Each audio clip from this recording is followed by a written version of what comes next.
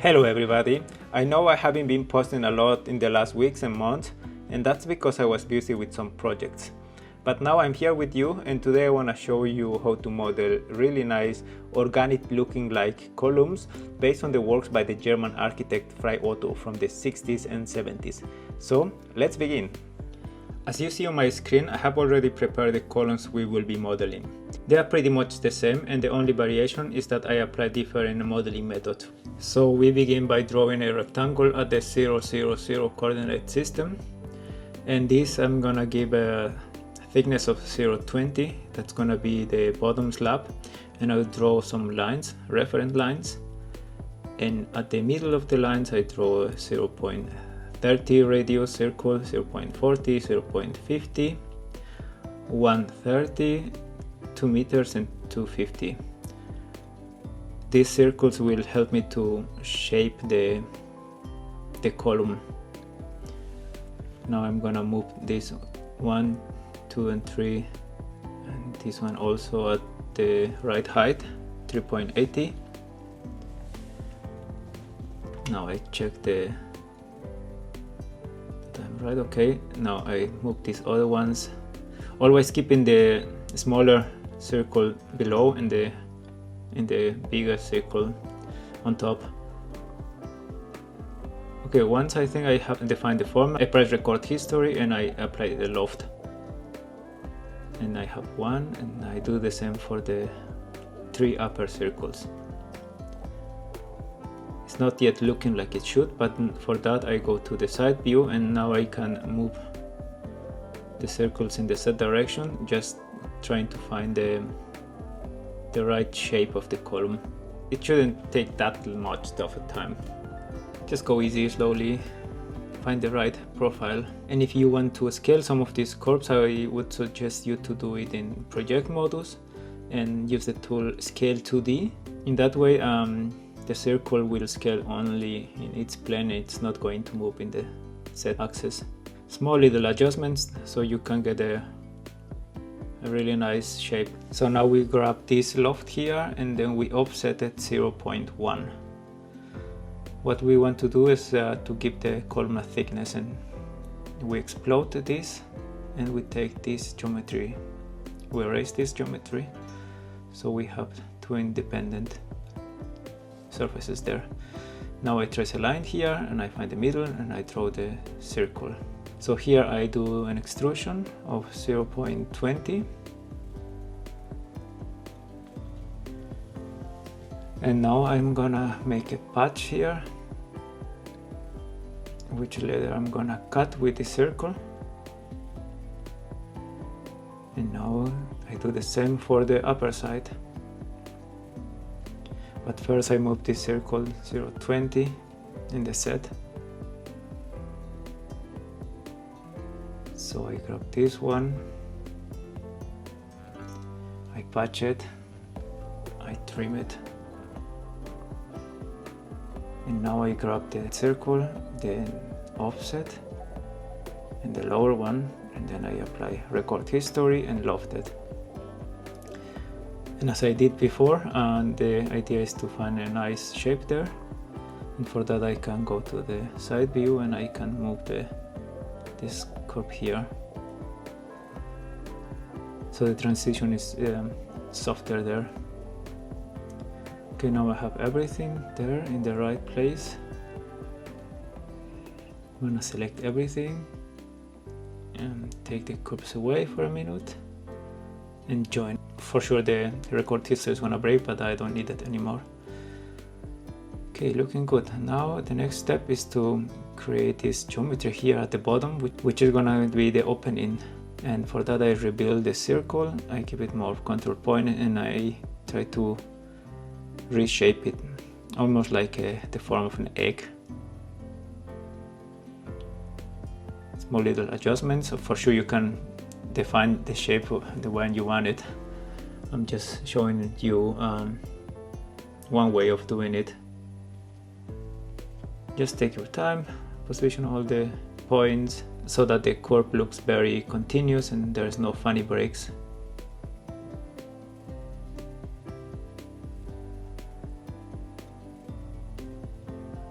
also a little bit more like that. It looks like a funny egg.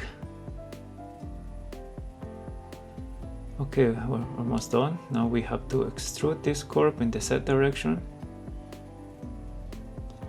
We make sure that we're cutting through everything, and now we apply trim. And this one goes away, and we're almost ready. Now we can duplicate surface, duplicate border, sorry. And I grab the two curves and I explode it, and I take this away, and now I can apply the loft. And I think we're pretty much done with the first one. Yep.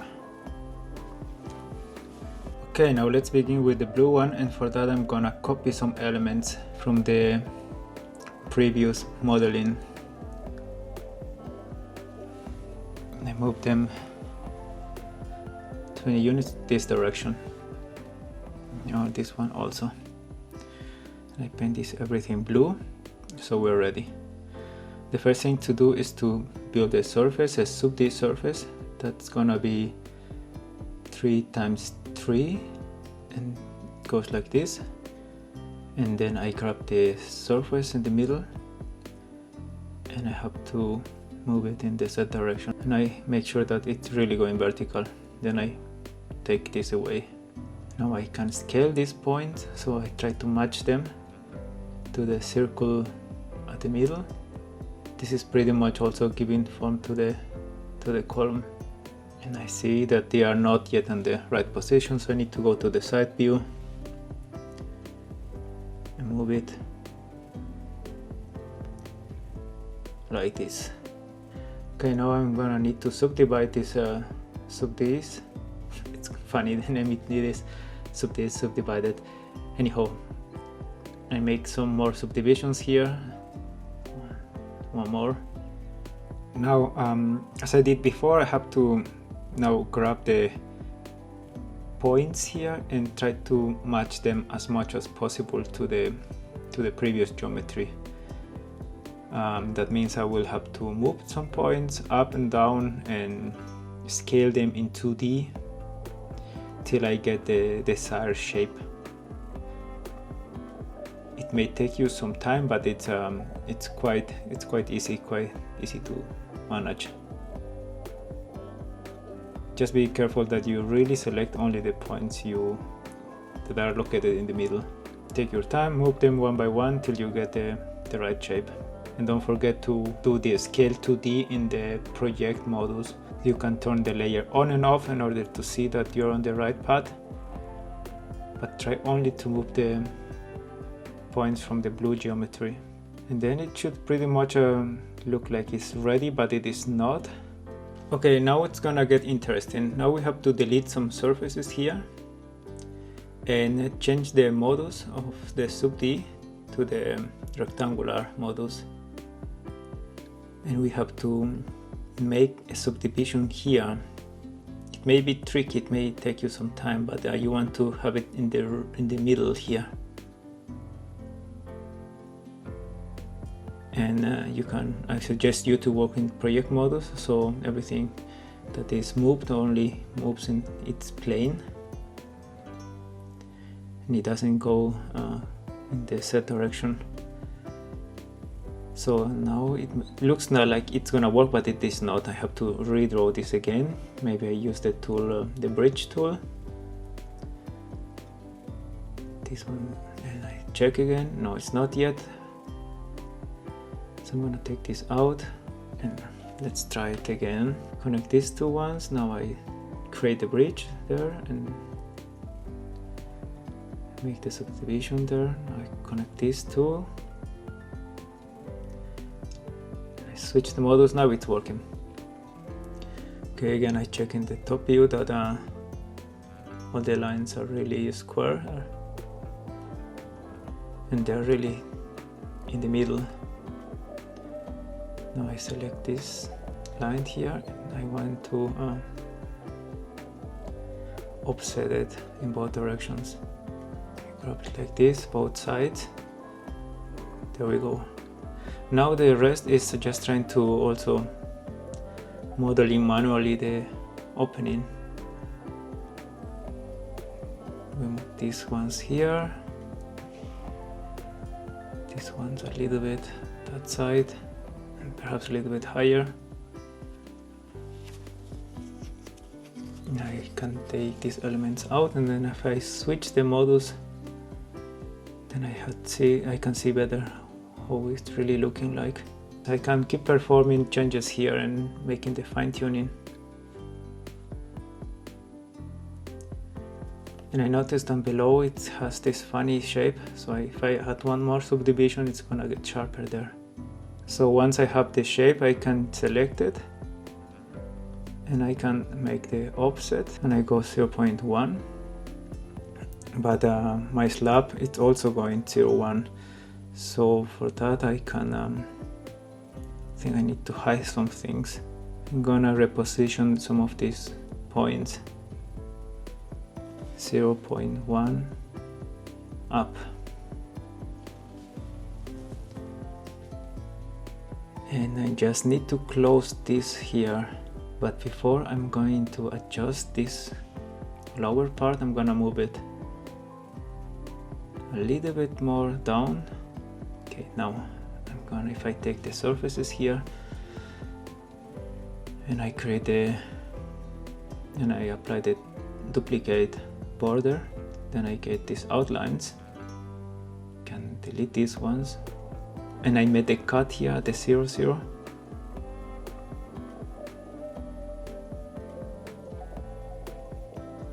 Now I have these two lines which I have to join and then loft them. And then show everything again, and I have it. The second column is ready. So now for the third column, we will also copy some elements from the previous one, like this curves here, and we move them 20 units to the right, and then we move it to the right layer, this red one. And now what we have to do is create this truncated cone with the center here, and it should have this height. Okay, once we're done, we explode it and we get rid of this surface. Now we can rotate it just to have this line matching the reference line. And we see that if I turn on the control points, I can adjust that to have many more. And now I'm going to scale these ones, trying to match the first circle, the smaller circle, like this, and scaling 2D and using the project modus. And now I just need to start moving points and scale them and try to find the right shape. This is quite a time-consuming task, but once you keep practicing, you get faster on it. And the idea is to match as possible this the silhouette of the column to the other ones. So you just need to move these points up and down and maybe scale them once or twice. It shouldn't take that long. Almost there. We just need to move these ones a little bit higher, and these ones a little bit higher. And I think that's it, we're fine with that. So now what we do is the following. We make an offset of this surface, we flip it, and we go 0.1, and now we explode it and we get rid of this band here, and we cut the inner surface, so at the end we end up with a piece that looks like this, and then we make a line here in the middle and redraw the circle. We're gonna use it for later. Now let's go to the slab on top, and we will build it surface by surface. First we make a copy out of this circle here, and then we patch this one, and then we trim this circle here, And the same up, we have this rectangle there, which we can use to have a surface, and then we patch it. So now we make an offset out of this circle, and now we should be having these 3 circles that we need for creating a loft. Remember to press the record history. Now if I go to the side view and I see that the shape is not quite there yet, so I can just scale some of these curves the same way I did before, scale 2D and project modus, just trying to refine the geometry. Okay, now I can isolate this and join all the surfaces. And almost the same way I did with the other columns, I extrude this curve here, and then I trim it from the main surface. Then I duplicate the borders, I get rid of this part, I join the borders, and I loft them. So at the end I get to this. Yeah, it's looking quite nice. I mean, if I could take more time, maybe the shape would be looking differently, but I think I'm happy with the result. Now that we're done, you can see that the 3 columns are looking pretty much the same, even though they were created with 3 different methods. In the first one we were using a bunch of circles and then we loft them to create the shape. In the second one we were using the subdit tools, and in the third one we use a surface and modify the contour points to get to the desired shape. And now you see, if you scale in one direction the columns, you can even get a more dramatic effect. And by orbiting around, you see that they are really creating something really nice effect in the space. You can also grab them and make copies and organize them like in a raster and start orbiting around. You get to see the effect they are producing. I mean, it's not only that they are transferring the vertical loads, but they are also letting the light pass through. That's quite nice. I mean, now I can imagine why Frei Otto was so into this kind of shapes. He was just trying to expand the possibilities of what architecture could offer. That's it for today. I really hope you enjoyed this time with me and you start using these techniques, and why not these columns for your own projects. And if you like this tutorial, please like it, share it, and subscribe for more. Take care. Ciao, ciao.